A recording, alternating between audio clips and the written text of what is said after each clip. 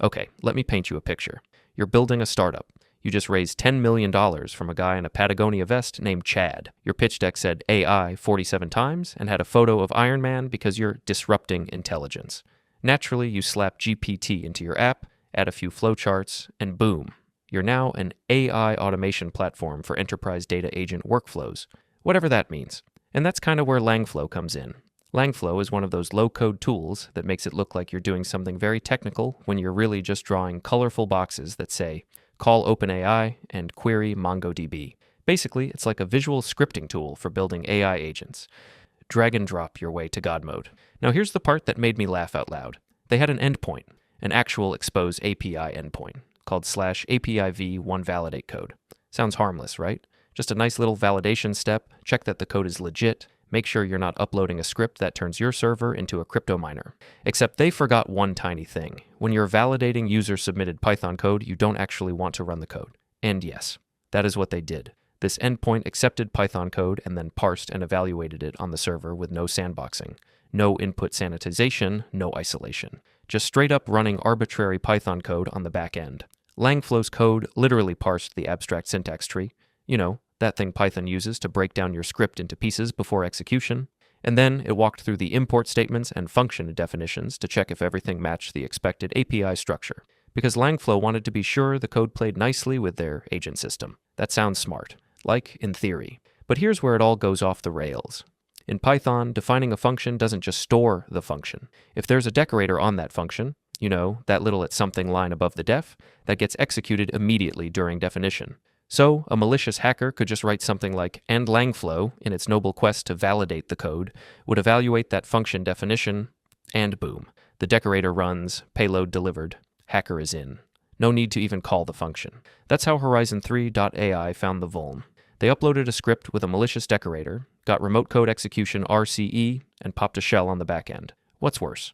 They found that while the container showed the user wasn't root, the group ID was root. And yeah, that's still very, very bad.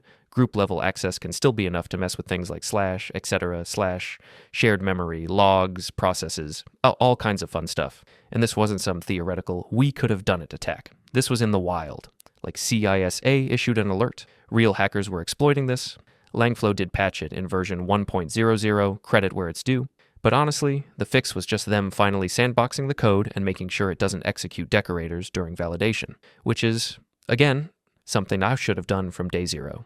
If you've ever built any kind of system where users can submit code, even a CTF, a code judge, a playground, whatever, you know the first rule is never run untrusted code directly, not on your machine, not even on your cousin's Raspberry Pi.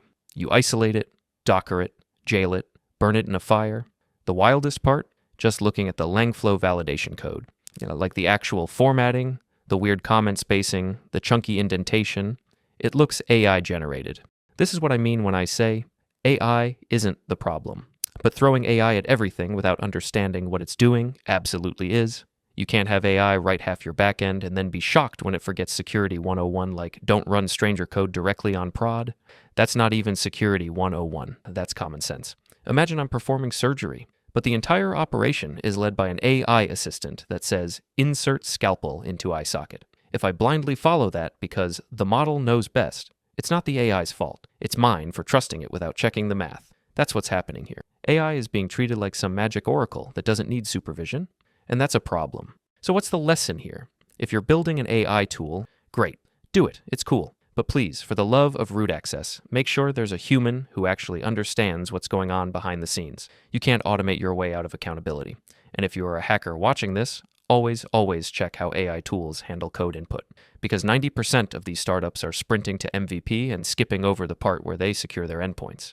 And if you know how to trigger Python quirks like decorators during AST parsing, you're already 2 steps ahead. Anyway, go patch your stuff, go build cool things, and go check out langflow via 1.00 if you're curious. But maybe don't upload any decorators, alright? If you like chaotic deep dives like this, smash that sub button. If you didn't, blame the AI. Peace.